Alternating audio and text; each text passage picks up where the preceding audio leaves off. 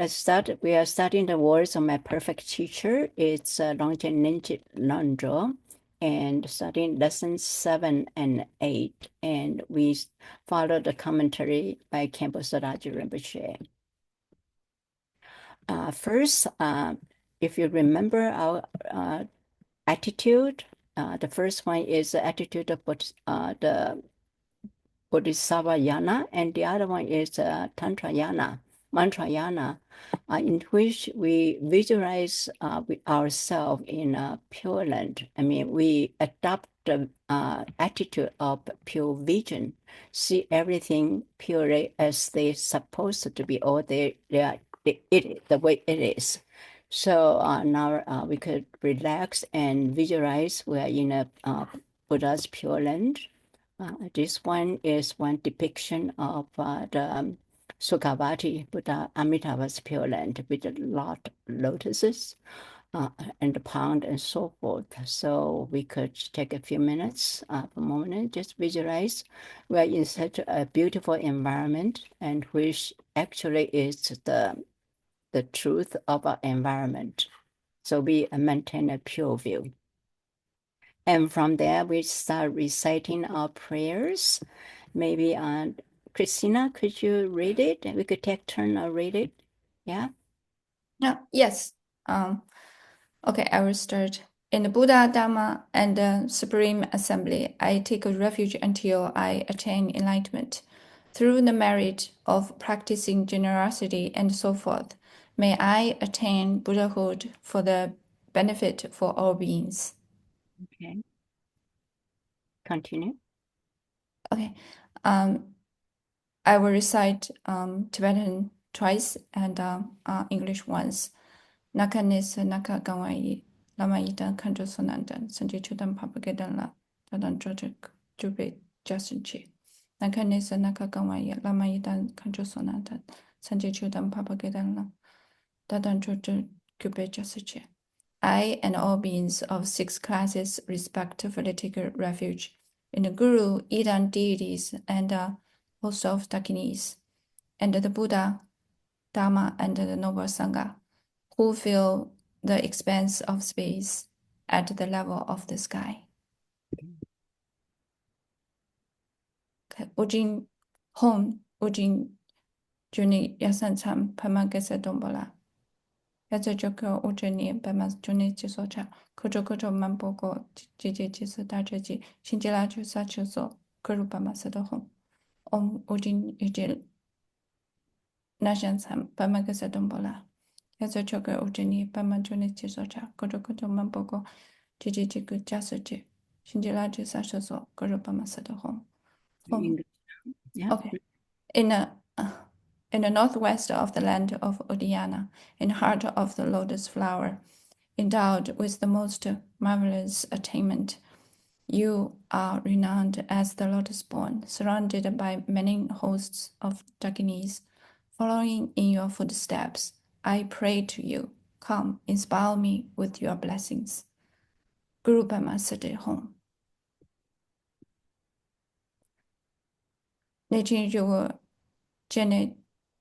Shen Yalasu, Jame to Tishina Ilamen, Jime Ponso Jalasuade, Gojitoba Poa Shinjilo. Letting you would Jene Yakanser, Jame to Ilamen, Jime Ponso Jalasuade, Gojipoa Doba Shinjilo. In the pure realm of the great sacred site, the 5-peaked mountain, the blessings of Manjushri wisdom ripened in your mind. Jime Ponso, at your feet I pray, inspire me with your blessings, transmit the realization of the wisdom of mind. Thank you very much. Adrian, could you read the next one? The homage here. Adrian? I'm sorry, guys. My service is going in and out. Can you So see the screen? Can you read? Is it difficult? yeah, I'm breaking. Can you hear me clearly? Okay. Can you see the screen? Yeah, I can see the screen, but is my connection good? Like, am I breaking up? No, you're fine. You're fine. Okay. I'll read. Okay, thank you. How Homage to the teacher, Buddha Shakyamuni. Homage to the wisdom warrior, Manjushri. Homage to the entire loving village masters. The unsurpassed, profound, and wonderful Dharma is difficult to meet for hundreds and thousands and millions, hundreds and thousands, millions eons. Now that I get the chance to see, hear, receive, and practice it, may I understand the ultimate meaning of Tathagata. In order to liberate all sentient beings, please generate the supreme bodhicitta. Okay, so now we have said the refuge prayer, and we also generate bodhicitta, and which we should do before any practice. And we also realize how fortunate we are. At this, like a tumultuous world, we can still sit in front in our own room and have the leisure to practice the Dharma. So let's treasure up precious opportunity to this. Okay, basically we are studying now the words of my perfect teacher, and it contains the external preliminaries, the internal preliminaries, and the third one is the sweet way of transference. We are now at external preliminaries, and I think we all know that it entails a four kind of thought that turn the mind. Freedom at advantage, the impermanence of life, the defect samsara, and the principle cause effect, and which we'll come to study pretty soon. So in terms of this external preliminaries, another thing I want to remind everybody is the words of a perfect teacher actually is a guide, and the top line, a guide to the preliminaries for the heart essence of the vast expanse from the great perfection. So we are paving our road to study the great perfection, which is the most sublime teaching actually in Tibetan Buddhism, or you could say all the Buddhist apex study. So in the external preliminaries, they actually divide the context is divided two. First is the proper way to listen, and next is the teaching itself.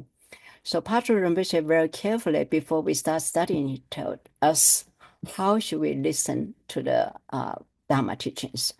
This contains two kinds of area. One is attitude, the other is conduct. Attitude is adopted about attitude of bodhicitta and mantrayana, which is cultivate pure view. And conduct includes what to avoid and what to do. Right now we are studying what to avoid.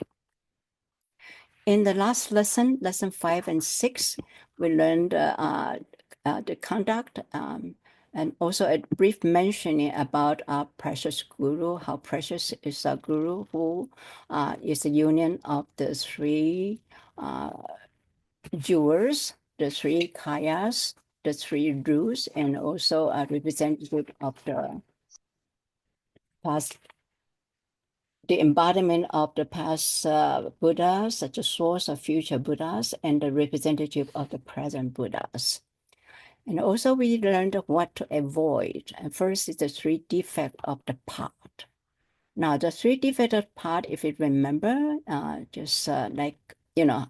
a pot we should receive water.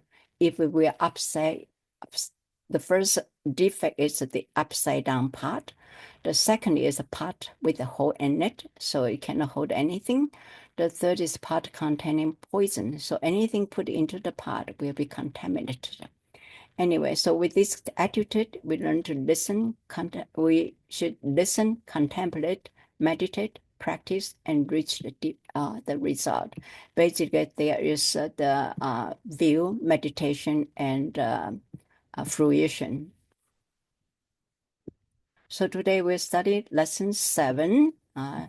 This is the 6th stance. There are 6 stances when we studied. When listening to the Dharma. Now, if while we listen to the teaching, if our mind is contained in the 6 stances, So we will have felt that if we sit here listen to the Dharma, it will be difficult to integrate the teaching into our hearts. So what are they? Campbell did a very brief summary of what are these 6 things. First is the pride, feeling ourselves superior to our teacher. And second is lack of faith, having no faith in the master or nor in the teachings. And the third one is a lack of effort, become too lazy to practice the Dharma, not inspired to aspire to do anything. And the fourth one is outward distractions, getting distracted by external events. Next one comes inward tension, we focus too tight inward. And then the last one is become discouraged, we feeling tired and so forth.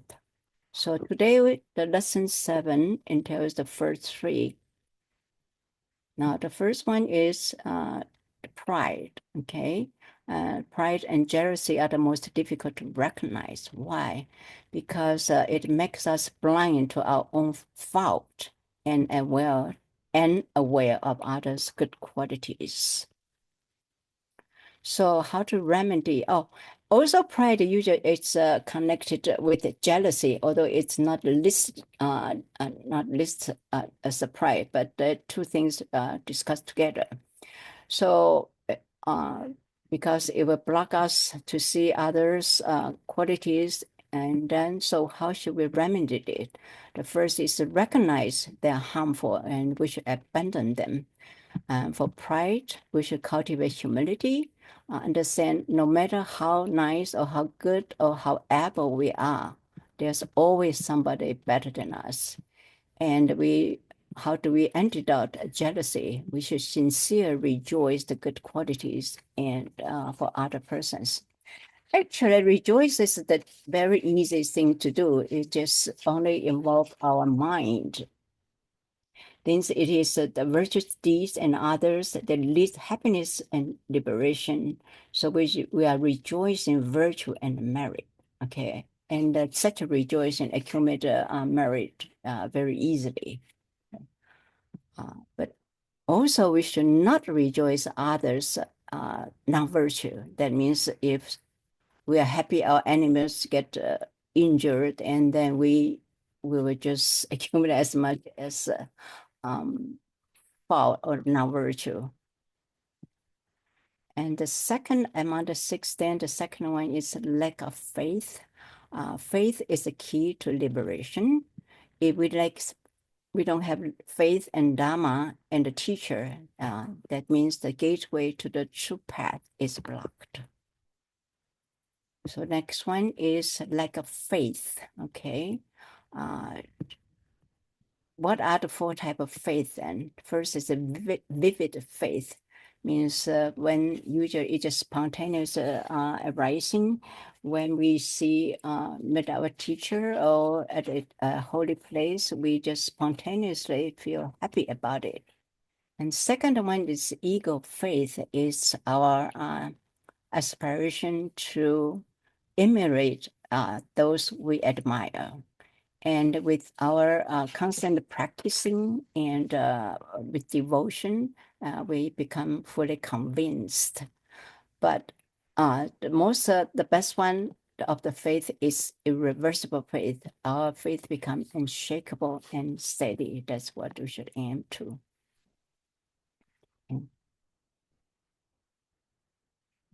The third, excuse me, thing is lack of effort.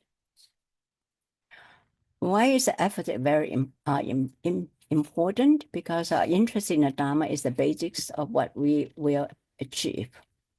So the teaching says, depend on our level of interest, we become a superior, middling, or inferior practitioner. Okay.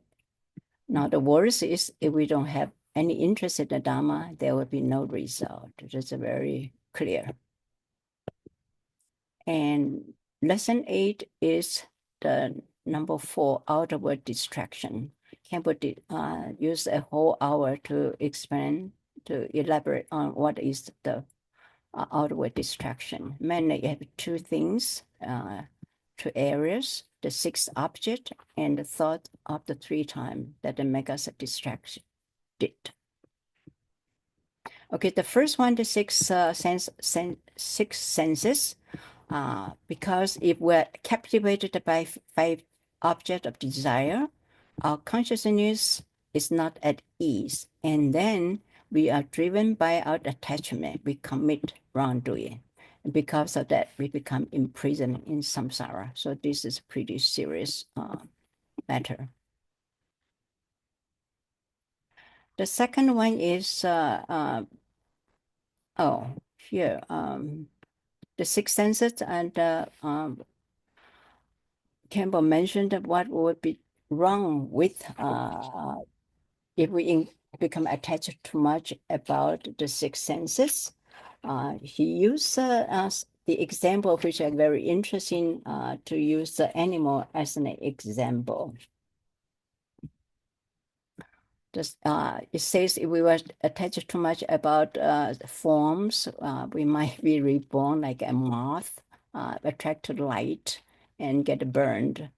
And if we are too much attached to beautiful sound, we might be reborn as an animal, like a deer that attract to sound and get caught.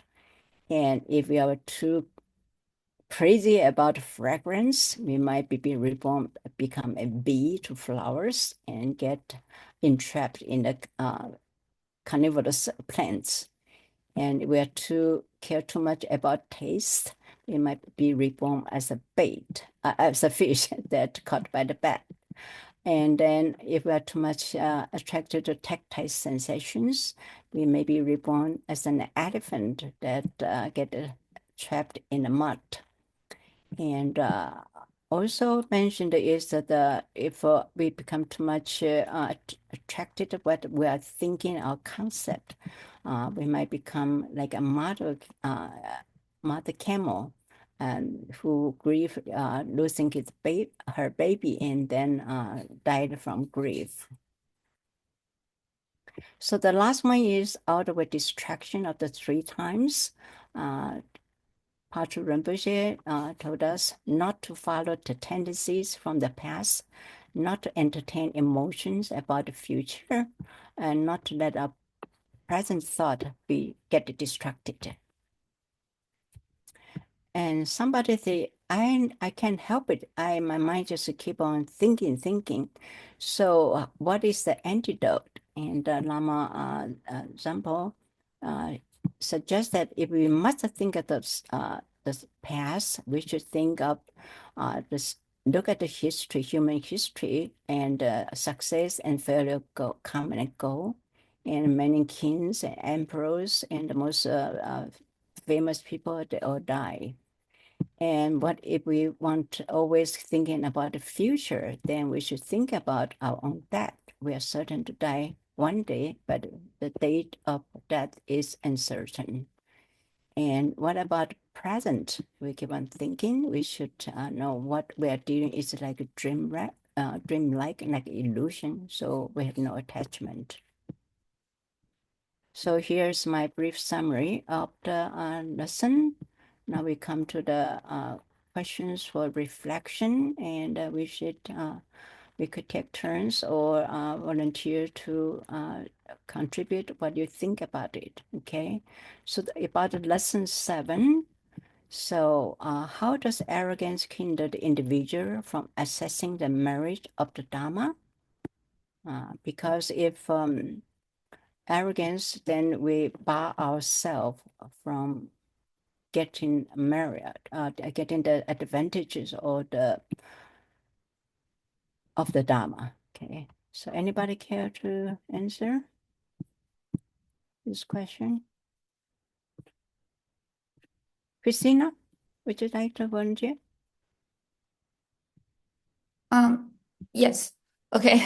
How does arrogance hinder individuals from accessing the merit of the Dharma? Because basically, if people get arrogance, they block basically arrogance means he think he's better than other people. If the people think he's better than the teacher, of course he's not getting the what did the teacher teach, especially for this Dharma teaching. So I think Campbell also without except the content we have to in that textbook. Also, Campbell gave the example, the Dharma student at Laronga noticed the teacher, when teacher is teaching, he has some problems, like mispronounced a word. So, and the student began to refute the teacher. So that is the arrogance. Actually, the real Dharma teaching is not the one words, is your mind. If your mind think the teacher is wrong, and then basically your mind is not in a status to absorb the what teacher teach. I mean, the underneath is the wisdom. We get the blessings, and then we'll block ourselves, like what Campbell mentioned here. The student, he think the teacher is wrong. Basically, he think he's better, and his mind is blocked with getting the blessings from the teacher and from the lineage masters. So basically, with this example, that means if people have this arrogance, they blocked himself to get the blessings, and the Dharma practice will not be successful.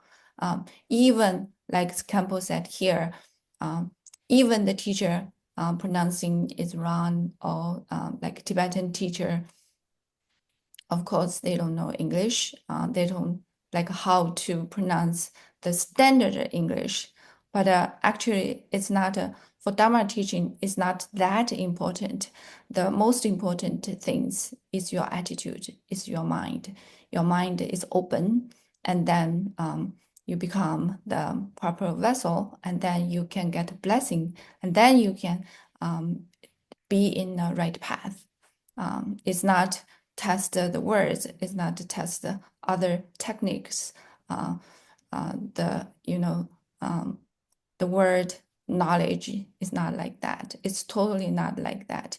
Like now, when we are talking, have like a group study, basically it's really not what we study, it's our mind.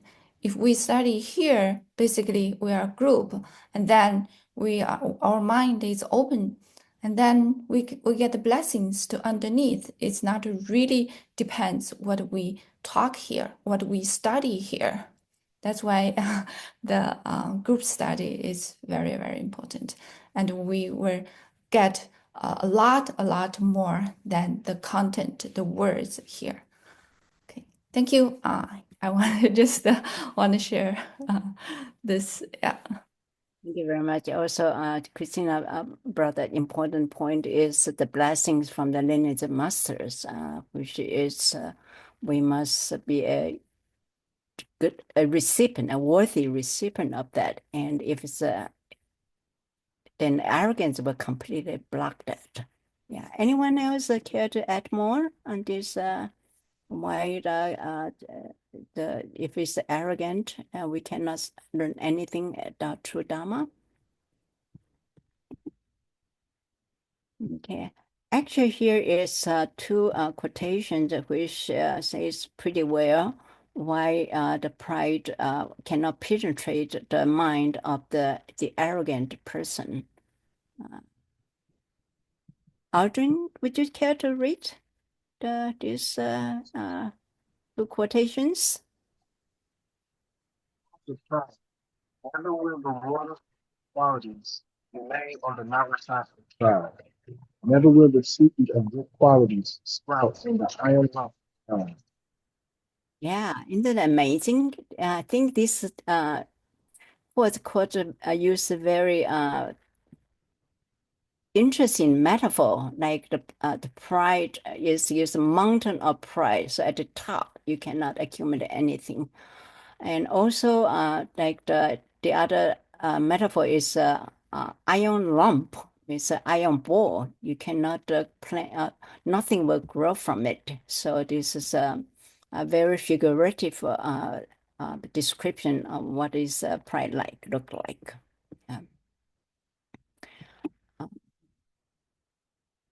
Another is Shantideva. Actually, I think Temple also cited this quote. Anyone care to read?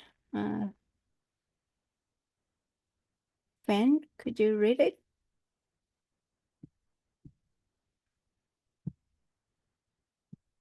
Yeah, I can read it. Okay.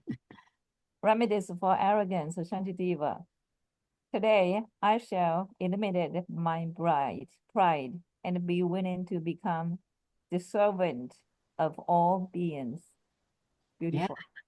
Can you believe this is Shantideva, the most exalted scholar and the practitioner, say this, and he wants to become the servant of all beings. And another great being, actually Mipan Rinpoche, also have some saying here. Maybe Fan, could you read this again? Sure. I Do you think this must be about others, not me? Of what use is pride to great beings? When they lack pride, they are all the more beautiful. Of what benefit is pride to the lowly? When they have pride, they are all the more despised. Does it make sense? Yeah. Well, yeah. So when one is already a great being, so when they don't really have that pride, that actually adds more to the marriage. And when a person itself may already not have so many merits or virtues, and then if this person still is very proud of himself, that is the problem, and that will make them like ridiculous. Yeah. Yeah, thank you. Actually, pride, even in a mundane world, it's not also people doubt, to think pride, it's arrogant, it's not a good way to show off. Can anybody recall or offer some of the whatever sayings in the world that we are familiar with about not to be an arrogant person, or humility is a virtue? I think one is something to do with the rice stalks. Are you familiar with the rice stalk, or like the body or whatever to grow on stalks of the grass?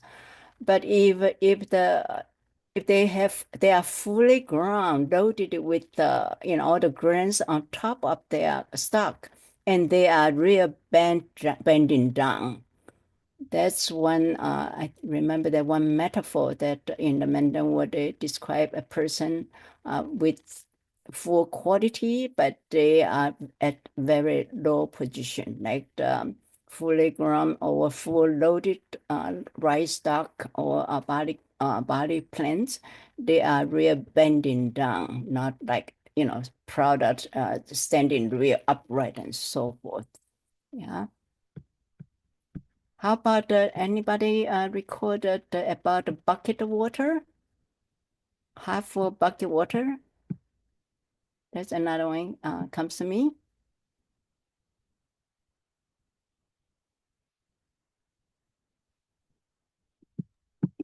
Yeah. I think it says a bucket with half full water make the loudest noise. Is that correct? Did I say correctly? Yeah. Yes. Yeah. When we only have half bucket of water, it because of the I think scientifically it's because of the what is the renaissance of the water you swing this way and that way, and then it kind of like make the sound, and then even spit out more. Yeah.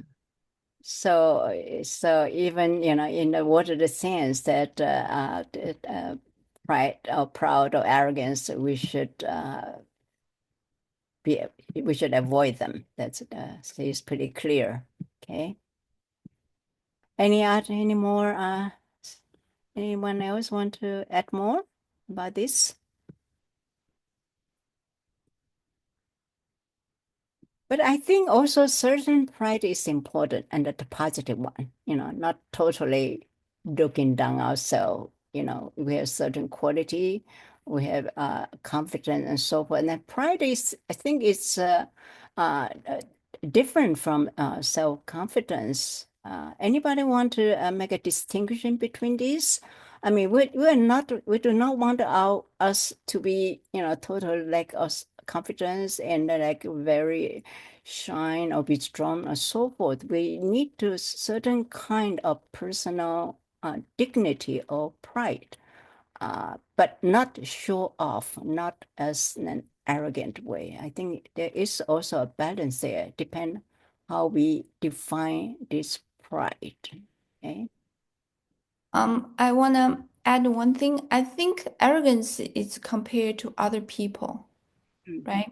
So we think ourselves is better than other people, but the confidence is not. Confidence is yourself. It's secure. It's not, I think I'm better than the other one. It's not like that. Confidence is secure. I'm not afraid of the changing in my life. I'm not afraid if I failed. And I understand those impermanence, right? And I understand what's going on, what's the reality, and then I have confidence. But arrogance is, I think I'm a better than a teacher. I think I'm better than other person because we think we're better than if other person like the master teaching us because we think we're better, we blocked. We cannot accept the teaching.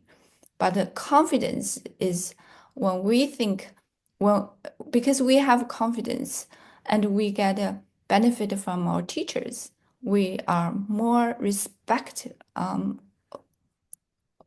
for teachers. And then we are more humble because we have a lot of appreciation.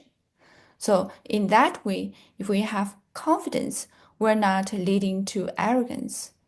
The confidence is leading to appreciation, I think. I mean, that's just what I thought. Yeah, thank you. That's all. Thank you. To differentiate this arrogance or versus self-confidence. One is try to compare with others, and one is, it is my inside me. That's my qualities. Yeah, actually, I think the Buddha, like one of the pride, right? I don't know, it's the Buddha pride or pride. The pride is belong to wisdom. It's not arrogance. It's totally different. And If we are talking about that pride, yeah. excuse me. Also, in the development, when we do Eden practice, later, if one engage in the Eden practice, we have to visualize ourselves as an Eden, like Challenjik or Green Tara, whatever. Wherever. And first we have to visualize really clearly. And another requirement is assume the pride of the deity. Means it's not this pride. The pride of the deity is very different from our mundane kind of pride. It's the quality of the Eden. So when we visualize Eden, we have all the qualities of the Eden with like wisdom, compassion, power, and so on. So that's another use of the pride that we have to be careful about. It's not, oh, I'm so great, I'm a Eden, so not that kind of pride. Okay. Yeah. Okay. So we can move to the second question. Describe the 4 types of faith, and what is your personal experience in cultivating faith? Anyone want to say something about it? We have reviewed these 4 kind of faith before, but I mean previously. So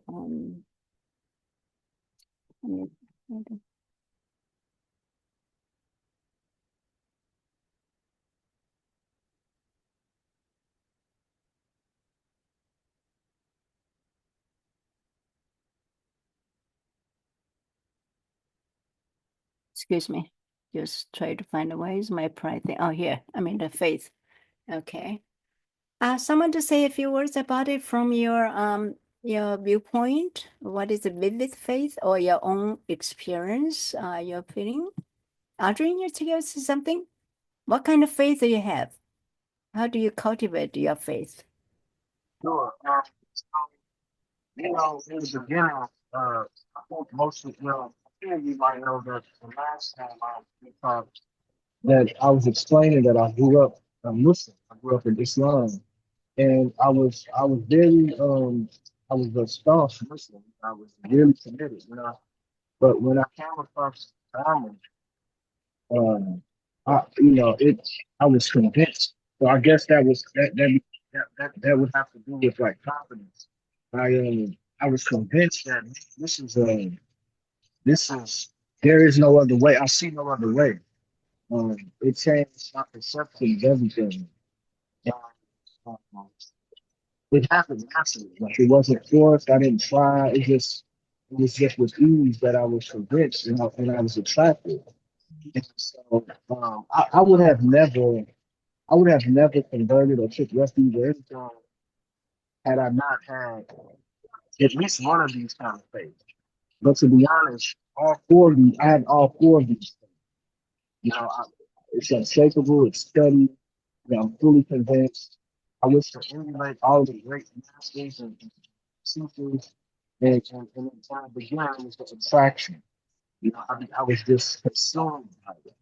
So much so that I changed my life. I changed, the way I played. I changed, what I grew up being taught. So I think that it's important that you know you shouldn't have to convince yourself that the teaching, in fact, the only true path. I think that if it doesn't come naturally, then that's questionable. For me, all of it came naturally, and I just became eager. It just happened in steps. So the more I learned, the more my faith became irreversible. Uh, and to this day, the more I learn, the more convinced I become. And nothing can take me away from it. And I'm happy about that because that's exactly what the teachers wish the students to have, that unstoppable, because that is the only way you get fruit in the garden. So I'm happy and blessed to have that kind of faith that is unshakable. Very, very. I've never had faith like this in my life, honestly. So yeah, that's all. Okay. Thank you very much. That's very interesting. The more you you learn, study, your faith becomes stronger. That's a good way to go, and then establish irreversible faith. Okay. So actually, I think this faith has very much to do with our motivation, why we want to study. If we just want to have a good life, making money and healthy and so forth. But what about, I mean, the word is impermanence, right? What if we lost our health or like a house get burned down and so forth? Would we still have faith in there? And then, we might just totally, I pray you so hard and then look what happened to me. So I think also, it's depend, just as Adrian just said, how much we know about Dharma, know the pressures of Dharma, and that's then we'll have stronger faith. Another way to say that we don't just practice fair weather Dharma. When our stomach full and everything's fine, we are just so enamored by our Dharma or our study.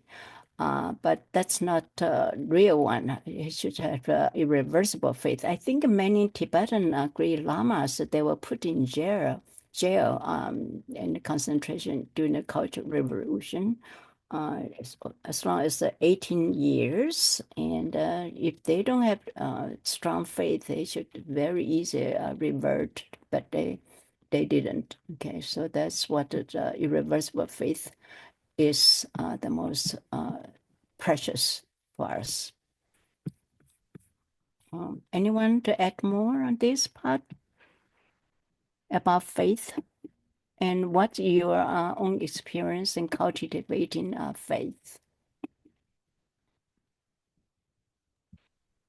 I want to share some of the experience with me. I think in the beginning, I have the vivid faith. It's like once we go to the temple, so chanting some mantras, and then it got some feeling, right? I think the vivid faith where the entrance to leading us to discover, explore, right? Why I'm like that, right? So, and then we started to learn to study Dharma, and then we once we learn more, we understand more. Then we have like a confidence, faith, and if we study, we have like the whole.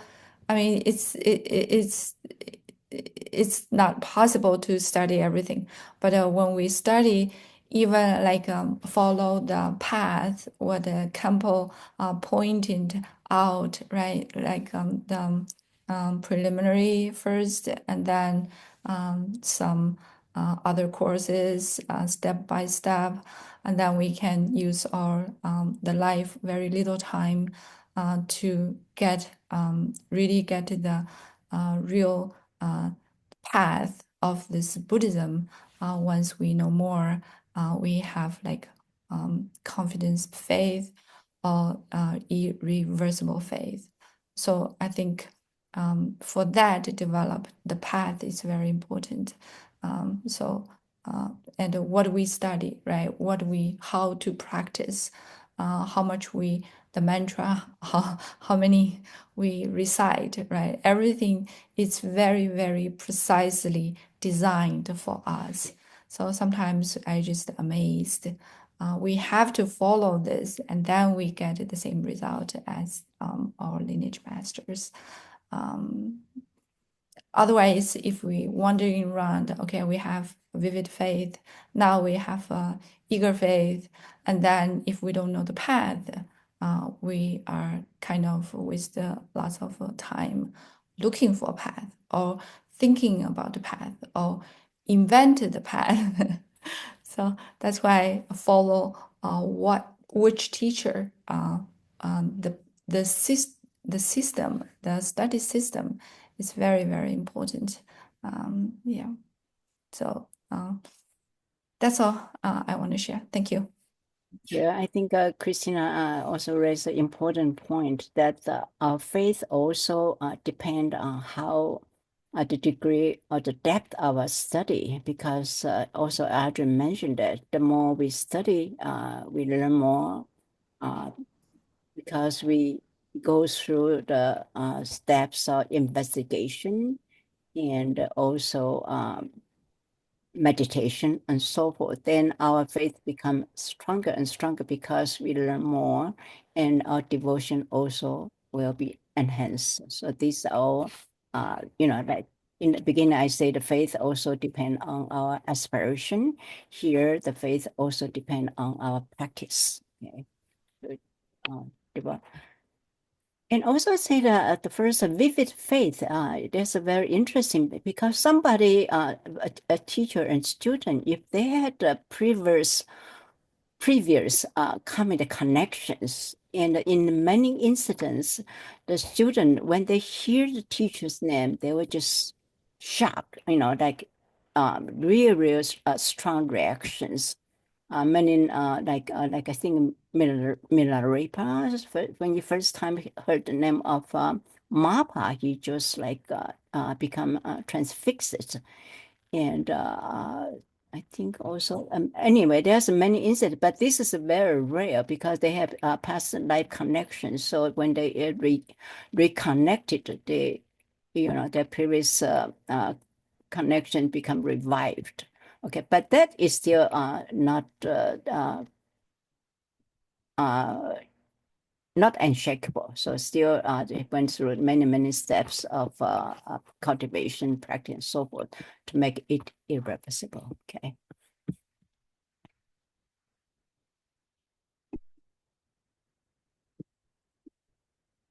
Okay, so anyone to add more about faith?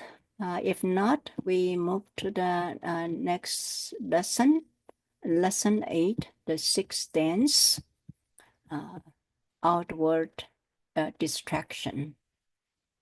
So the outward distraction, you remember, we have two the areas. One is attachment to the object of six senses, and are being inspired by the thought of the three times.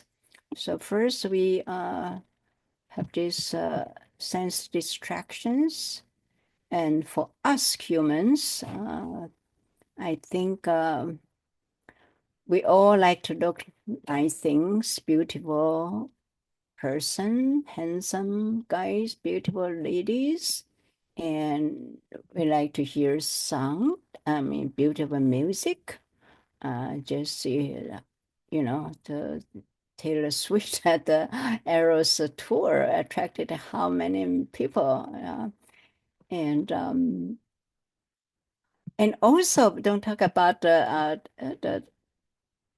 stars. And sometimes I think, as Campbell also mentioned, that when somebody study lesson or listen to teaching, they like to have some background music there. I think maybe we could have a discussion about, I mean, what does the basic background music so attractive? It seems if we just have talking and then people become a little bored about the teaching and so forth. Okay. And the fragrance, I think probably not too many. At least I never use the fragrance, but here it's the fragrance business. It is a big enterprise. Okay, and then now to talk about taste. The food is very important ingredient in our daily life, and tactile sensations and fixation and so forth. So from this, I think we cannot be immune to that. So the first question here, what is it? Oh, here. What are the fault attached to sensory pleasures? Shall we completely cut them off? I modified the question a little bit because we don't need to talk about the mouth and the ear all the time. Anybody want to venture into this? If we are too much attaching to our sensory pleasures, what fault would that incur? Or from your experience, or from what you see the world?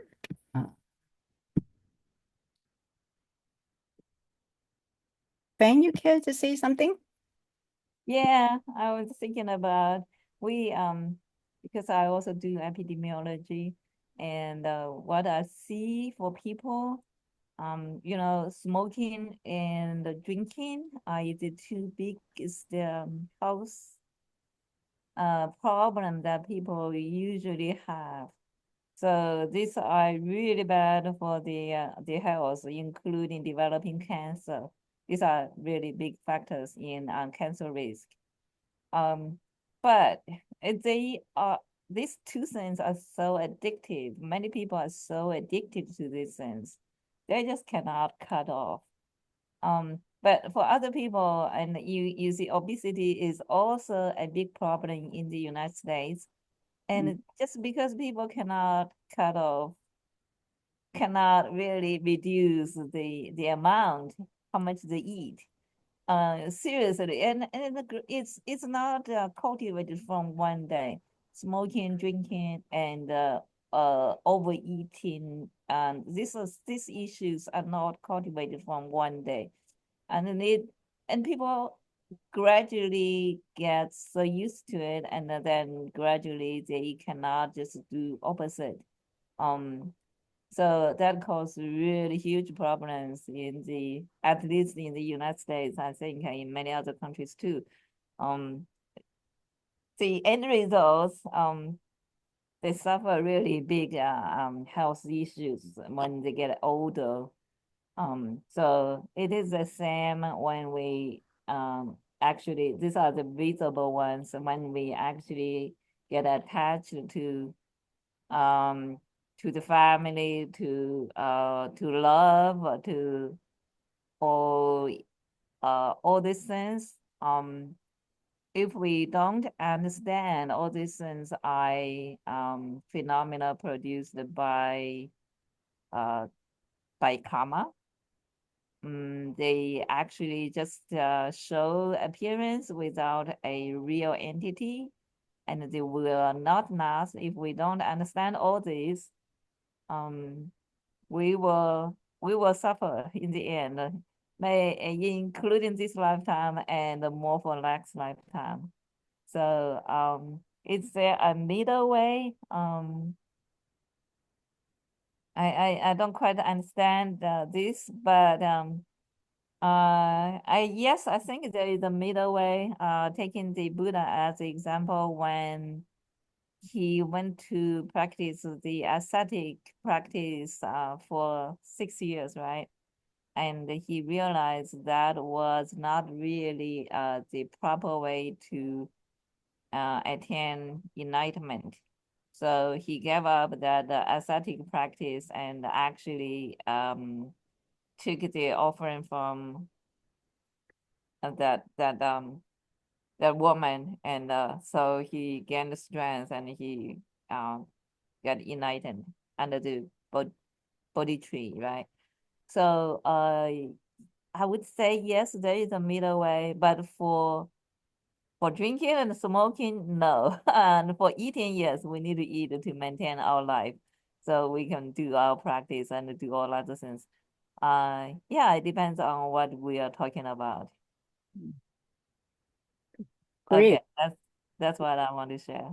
Thank you very much. You point out a very serious problem, and affecting our health, society, and even our Mother Earth. It just gets so much abused. Smoking and drinking, also obesity. That's very serious health problem already. Okay. But from a mundane point of view, like pursuing delicious food, beauty, pleasant sensation, music, and scenic landscape it's normal for many. And then the pursuit of these things, it's just like not the issue. Okay. So because of that, we create endless cycle of suffering and a rebirth, and because we perceive external object as truly existent and chasing after them. That's the problem. So I think there is a middle way. I think when the teacher says, as also Venice said, it's just moderation. So this is so-called the middle way. Neither indulgent nor rejecting them. We cannot assume, because I purposely I just live in a I don't take care, I don't eat properly, or, wearing a very shabby clothes and pretend you are yogi. That's not the right way either. Doesn't have to do that. Just to be enough food and enough enjoyment, but not go overboard, not indulging. So I think just avoid excessive attachment to sensory pleasures. Does not mean completely cutting off the contact with external world. Still need contact. We still could have some enjoyment, but just the right amount. Probably that's the way. Okay. Anyone to add more on this? The sensory pleasures and its fault? Hello. Yeah, go ahead. Oh, Jonathan. Yeah, I've been listening the whole time. Now I'm back home finally. Thank you. Well, yeah, you want to Yeah. ask something? Mm-hmm. Yeah, it's an interesting topic to talk about the senses. So there are different words that we can attach to the to senses. So if we just talk about senses, it's not the same as if we talk about sensory pleasures, and it's not the same as if we talk about desires that come or that relate to the senses. So I think it's interesting to make this distinction. Because the senses are always, the five senses are always there. And in a way, it's how these five senses connect with the mind that creates different ways of relating to the world, and then ultimately can create samsara or nirvana. So I think that this is something that we need to consider as well, because ultimately, indeed, there will always be smell or taste or sounds that will come to our consciousness, and then that is how we train our mind, or how untrained our mind is, that will create these different issues that we can have. So I just wanted to add this little element. So when we talk about sensory pleasures, for instance, like what do we mean here? Does that imply a desire or an attachment? Or could it also imply enjoying what is coming to my sense consciousness? I So think if that, I hear, but the yeah, sense it comes in touch. It is, I think it's just perception. It is our sixth consciousness make a story about it, and we become concept, and which become attached to it. So actually, everything actually is really down to our mind, I think. yes, Go through yes, because I can be exposed to a beautiful sound and fully appreciate the melody and find it beautiful, and then move to something else without having necessarily a strong sense of attachment. right. That's So it, that's, but no attachment. I think that's the thing. Yeah, that's the yeah, main. attachment or aversion, like the other way around. So the melody could be uh, built in a way that creates annoyance in my mind, and then it becomes aversion. So it's always, not always, but it's most of the time how I relate to them, and how my mind basically filters the what comes to the five senses that will create the problems or the unproblematic situation. Yeah. But I think you're right. Unless it's actually everything is related with the mind, not But the conduit is our five sense organs and our Yeah. come from there. So it's still it's the mind training. And I think also, Campbell, at the very beginning of this section, you mentioned how can we deal with the distractions. So first we had to be aware how easily distracted we are. And then Mhm. so to finish chores before going in Dharma lessons and try to avoid distraction. That's basically said. Mm. I would be curious to know if this is something that happened to you as well. Like I remember before before starting studying and practicing the Dharma, I was always listening to music. Yeah, the Like back when, exactly. yeah, always like background music. Uh, when I was eating, working, or studying, or always music. And eventually I realized that I completely stopped doing it That's because somehow it seems like it's easier to be just in the presence of being in silence, which is something that somehow was harder. And then I was talking to a lama a few years ago about this, and then he said that he also, like, he was many people came to talk to him and said that too. So I thought that this was an interesting thing. So I don't know if this is something that you observed as well in yourself. I think I used to be like, when I was at one point I had a long commuting road and I have to listen to something on the radio or something, I just cannot stand the silence somehow. I think our mind is always outside grabbing outside something. So that's how we are, the society is, and how we were brought up. So until we meet the Dharma, we know this all things we think that's normal actually is a distraction in according to our teachings. So I think it's good. I'm glad we have this opportunity to go through this once more and learn more about it. Actually to tame our mind. That's what boils down. Okay. It looks like we lost Adrian?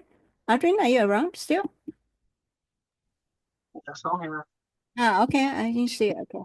Yeah, there we go. Good. Yeah.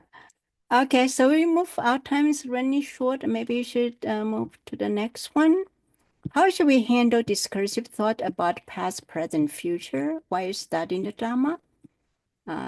How can we transform them into the path? I think this is pretty straightforward. You can, and this is, I think, very interesting writing. I think it's from Lama Zampo, right? Yeah. So, someone care to read this about path thought? Audrey? Sure. Past. Your past joys and sorrows are like drawings on water. No trace of them remains. Don't run after them. And should they come to mind, reflect on how success and failure come and go. Is there anything you can trust besides Dharma? Many recitals. Okay. How about the future? Future. Your future projects and plan. Your future projects and plans are like nets cast in a dry river bed. They'll never bring you what you want. Limit your desires and aspirations. But should they come to mind, think how uncertain it is when you'll think of how certain it is when you'll die. Have you got time for anything other than Dharma? Many reciters. Okay. Again, I really like that metaphor here. And the next one, the present. Could you go ahead again? Your present work is like a job in a dream. Since all such effort is pointless, cast it aside. Consider even your honest earnings without any attachment. Activities are without essence. Many reciters. So what is the conclusion? Could you read it? Between meditation sessions, learn to control in this way all thoughts arising from the three times, until all thoughts and perceptions arise as the Dhammakaya. This is indispensable. Remembering it whenever you need it. Do not give rein to deluded thoughts, Many reciters. Okay. Thank you very much. Yeah. So I really love this as all this metaphor here. First is drawing on the water, give us a sense, nothing real lost, right? And cast a net and dry riverbed will not catch anything in the future plan because, this one we are looking at, and our present one is like a dream. But there's Anyone want to say something about this? Thought about the 3 times and its remedy?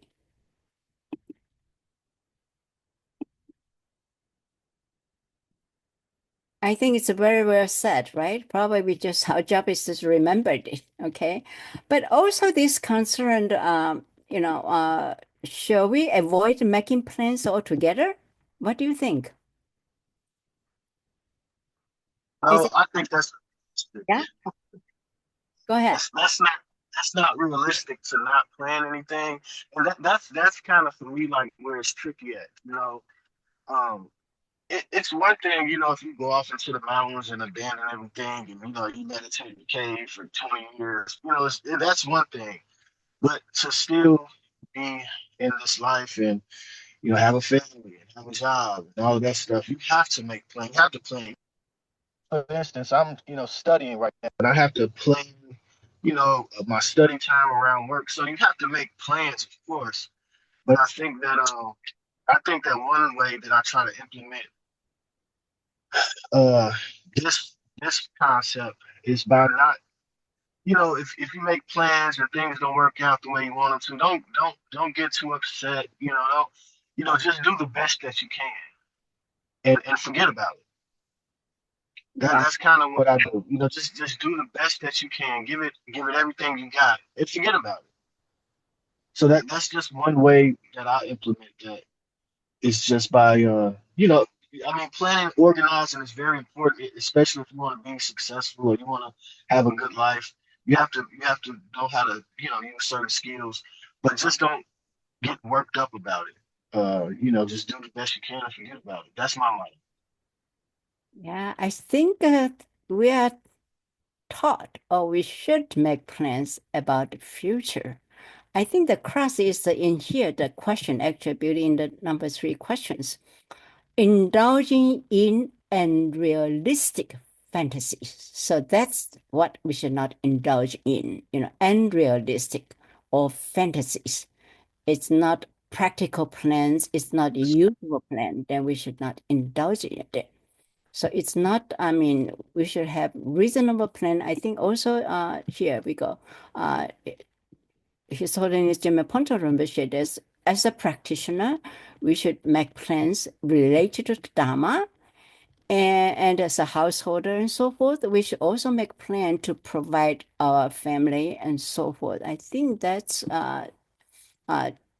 our responsibility also that we need to do. That's there is depend how you interpret it, but I think it's what we should avoid is unrealistic fantasies and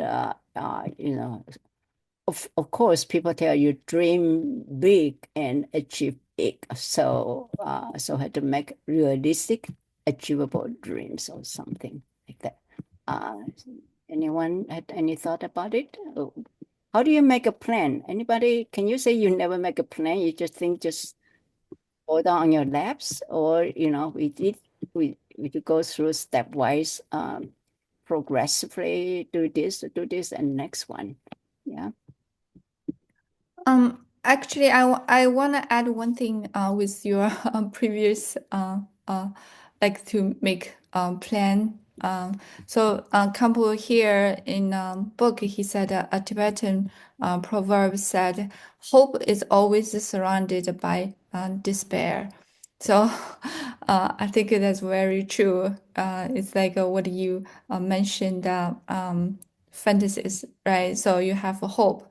So there's a hope, and then you will measure it's successful or not successful. Just like what Adrian said, right? So you do it, but you don't have a lot of hope, a lot of measurement. If it's not successful, then continue, right? So I think that's also Campo mentioned here. So you do whatever you do, you make a plan, you execute the plan, but the plan's successful or not successful, it's not only depend on you. You have to realize it's depends on lots of factors, right? It's like in dependent origination. So so if even it's failed, but we already did our best. So we try our best, then you don't have anything to regret. But because we know the lots of factors decide if one thing successful or not. So we have more understanding. So we are not trapped by the emotion if it is successful or not successful. And we also can avoid to create a lot of unnecessary emotion with what's happening, right? To exaggerate what's happening. Yeah, that's what I want to add it. Thank you. Thank you. I think you and Adrian also, the very important attitude, to do everything in our life, because we have our own wishes, our plans, and probably not fantasy, but some kind of a reasonable wish. But Campbell also mentioned very clearly that not everything will come out the way we want. So at that time, what do we do? So as Adrian mentioned, that we try our best to plan it, to work on it, and then whatever result come, we accept it even-mindedly. Maybe we could learn a lesson, one or two, or many lessons. It's supposed to fail, and then we could grow from that failure of look for new avenue and so forth. The bottom line is do not attract, I must go this way, this has to be, and then we can create a lot of frustration that way. Okay, thank you so much. Yeah, maybe I can add a few things here. I think not making plans is silly and unwise. Mhm. So someone who wouldn't be making plans would not be a wise person. And even Mipan Rinpoche in his way of living talks about the importance of having a broad view and being able to look ahead and make things or organize things. So it's obviously from a dharmic or non-dharmic perspective, definitely making plans is important. So it's how we relate to those plans that become potentially a problem. So first, we need to distinguish, as you mentioned before, between fantasizing and planning. So this is definitely two different things. But even within the realm of planning, we also have to see how we relate to the future and how we relate to the plans that we're making. And it could be a good indication of our state of mind, like to see, to observe how we react to failing or plans that failure or plans that fail. So the way we react to those failures is an indication of our state of mind and how much progress we make.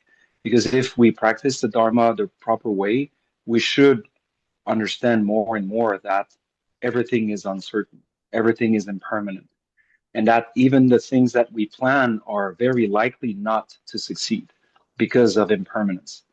So once this failure occurs, if we can take it well, if we can take it lightheartedly, it's an indication that the practice is working and that we're progressing on the path. So I find that this is also an interesting way of looking at planning. Thank you very much. I think you could say you hit the nail on the head. Not making plan is silly. Yeah, that's a way we really need to know what we are doing and making plan and so forth. But that's the attitude that's to deal with. That's the important part. Okay, thank you. Yeah.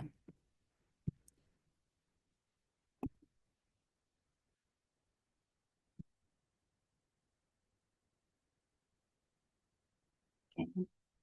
So I think we've come to the end of these questions and studies. Any other things you want to bring up to discuss?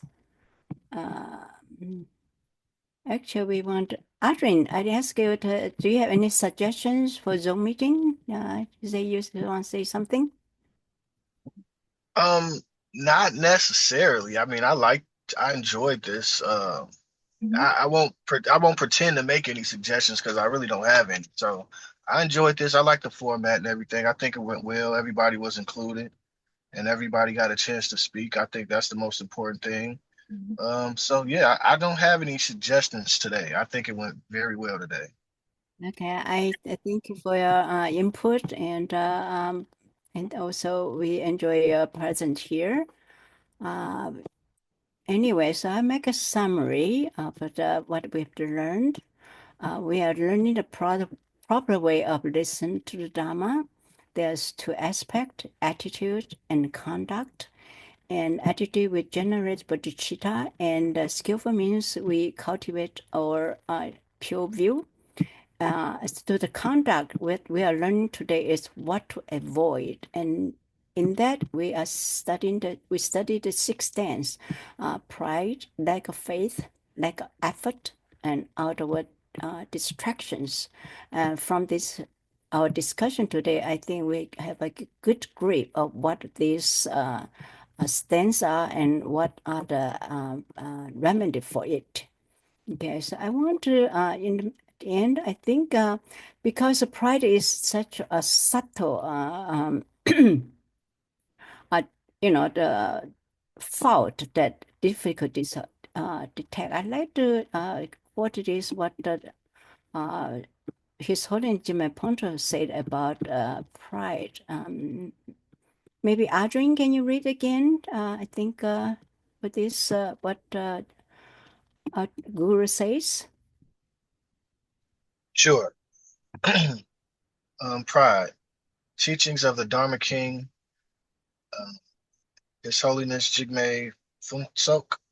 People with arrogance always believe their wisdom is exceptional and their talents surpass all others. However, with careful observation, one will realize that these are insignificant. Your talents, appearance, or other qualities may stand out for a certain period of time, a certain period, or within a specific small circle. But never forget, countless individuals in this world surpass you by millions of times. Even if, hypothetically, your virtues are unmatched among ordinary beings, among enlightened beings, there are certainly those far beyond you. Moreover, what you consider virtues are not eternal. They are merely the product of temporary conditions and are highly impermanent. Thank you very much. Isn't this a precious teaching? So we also remember that, and we won't get overly overbearing about whatever quote unquote qualities we may have, and just keep on learning. And also, I think this also this remedy from Kempo Sodalogy Rinpoche to remedy the lack of aspiration. I think this actually can apply to all kinds of Dharma study. Maybe Fan, could you read this for us? Yeah. Remedies for lack of aspiration. This is by Kambuto Sodaji. The value of the Dharma surpasses all worldly wealth and possessions. Not even a single thread can be taken from this world at the time of death. For the dying, only the Dharma serves as the refuge, support, and a source of comfort. One should be deeply grateful even to a teacher who imparts just a single verse of the Dharma. Thank you. So I think this is really important. We should bear in mind all the time the value of the Dharma. And also, Campbell Sudashi mentioned that the death, which no one can escape. Okay, and at that time, nothing we can bring, what we fight or strive so hard, wealth, family, friendship, whatever, we cannot bring them. It's what because our mind goes with us, our body, we have to abandon everything, even our most endearing body. So at the time of death, we should remember only the Dharma serves only our refuge, support, and a source of comfort. Okay, and we should deeply grateful for what we Dharma, even just a single verse. Okay, so with that, I really appreciate today to go through our Zoom meeting 4. And hopefully we'll remember the teachings we learned here. We could study the Dharma properly, and it's always room for improvement. So, and that the ultimate benefit is ourselves. And from ourselves, we can also benefit others. So that's I enjoy this opportunity, and thank you very much for your participation. Does anybody else want to say more? And Audrey, do you have any other special questions you'd like to ask or raise? Yeah, do you know? It's funny because I'm getting ready to kind of go back on what we were talking about. I want to plan better so that I can make it the next meeting. So I want to know, do you know when our next meeting is so I can plan around it? Yes, usually we will say, did you look up the web? We have a web page. Christina sent it out. On that web page, you could see the video teaching. The next lesson will be lesson 9 and 10. So you should be able to find a video for that. And also, do you have a book that was My Perfect Teacher? Yes. You have it. Okay. Do you? And then there is a place to download Campbell's teaching. Okay. Campbell's Okay. teaching translated into English. Okay. That it's called a lesson 1 to 19, something like that. It just goes through. When you look at it's called Tibet. It's a Chinese web page, but we have a section dedicated to our group. So most of the information are there, with the study questions, Campbell's teaching, and also where you download, and also some other information such as the Ladong recitation book, our class rules, and some of the document we uploaded once. Okay. So also on our I don't know, you read the ngondro-25 WhatsApp. Okay. Yeah. Usually I will post the questions to studies. I mean, according to the textbook, sometimes the moderator, the host might cut the question a little bit, but the whole list of questions will be posted on the web page, usually 1 week for one lesson. Okay, and sometimes I have some little quiz at the back. So that's for us to review for one lesson per week. So we won't get so much crammed at the next Zoom meeting. Okay, so try to follow what's posted on ngondro-25 WhatsApp page. And from there you find link. And should you have any problem, just voice it. Just write, say you have problem, reach something, and then you cannot find this and that, and let us know, and we will try to provide for you. Is that Sally, I already posted, Arjun, I already posted the link on the chat. You can just click it. All the information should be there. Yeah. okay? Just, Okay. Maybe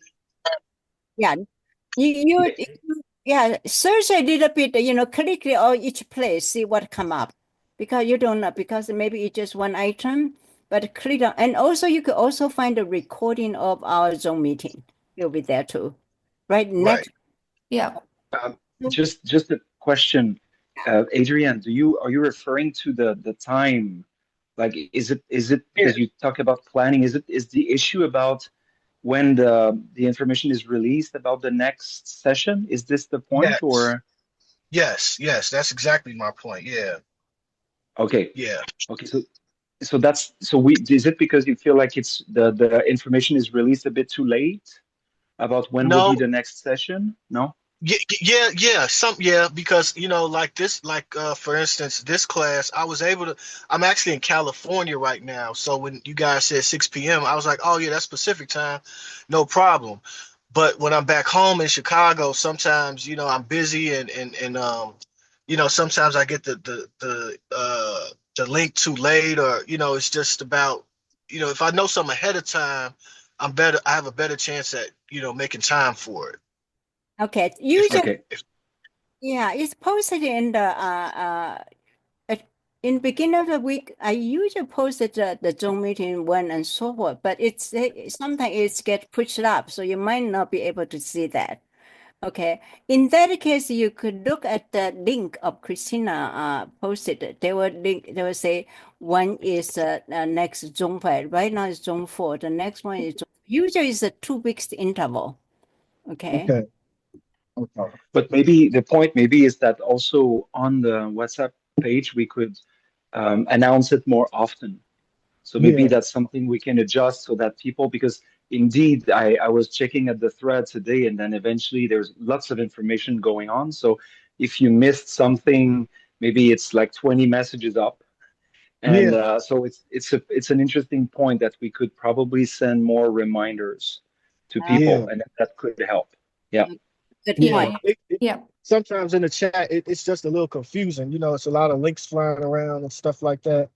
And Yeah, yeah, yeah. yeah, it just get a little confusing. That's all. So yeah, that That's a would be very that's good a point. good. Yeah. Yeah. Yeah. Okay. Okay. I'll try to put a date on when I post the questions. How about that? Yeah. Okay. So if not every day, it will be at least three times a week or so forth. Mm. That's a good point. Yeah, exactly. There are so many different posts on there. It just push up, and unless you go to the right place, you won't miss it. Yeah, correct. Mm. Thank you. Thank you for bringing. It's not easy to communicate in this age where Mhm. there's so many channels and so many ways to reach people. It's paradoxically harder to communicate now that there are more ways of reaching out to people. So that's a Yes. good point. Yes. Yeah. Absolutely. Okay, we need to be more vigilant about this point, and also just if we miss something, do tell us so we will know. Okay, and try to click on each the link Christina's just sent to you. At least in the first time, you know where's the everything. So next time you're looking for it, you might be able to find it easier. Okay. Okay. Yeah. Okay. I pulled it up. I'm take a look at it. Okay. So thank. Adrian, in that link, right, there is a schedule. Schedule is which week. Learn what the lesson, which lesson. Then they also have the Zoom meeting. Also the Zoom link I also put on Oh there. yeah. Yeah. Yeah, I'm seeing it. Yeah. you I see see it, it. right? Yeah. Tonight Yeah. or tomorrow morning, I will update next 2 weeks. Plus, I will create the Zoom meeting, also the Zoom link. So, So and it'll time. always be here. Same. Yeah. Yeah, always been there. If you look there, all the post time, Zoom link, you can always find there. But I think you have a good suggestion. I will also put the screen print, post it in a WhatsApp group, so other Yeah. people will know where to look. Yeah. Yeah, Yeah. Okay. yeah. That Thank you helps. very much. Thank you guys. Another big problem, even this link is hard to find, Christina. Get lost sometime too.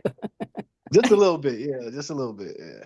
But if you go to like the link she sent me, I just scrolled all the way down and it was there, so I see it. Yeah. Yeah. Okay. So again, I think we're just on time, 10:34.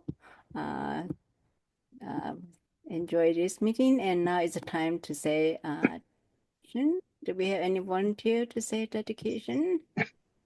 Mhm. Sure. How do you read it? By this, yeah. By this merit may I attain the omniscient Buddhahood and overcome all enemies, the mental afflictions, May I liberate all beings from the ocean of samsara, unsettled by the waves of birth, old age, sickness, and death. Just as the warrior Manjushri attained omniscience in Samantabhadra too, all these merits now I dedicate to train and follow in their footsteps. As all the Buddhas of past, present, and future praise these aspirations as supreme, so now I dedicate all these roots of virtue for all beings to perfect good actions. Great. Thank you very much. What a great aspiration. Okay. Thank you. See you next time. Thank you, Sally. Bye, guys. Buddy. Bye-bye. Thank you. Have a good Bye. evening. Thank you very much. Happy Losa. We still have a few hours today here. Yeah, Happy happy Losar. Yeah. Yeah. Losar Tachidalek. Adios.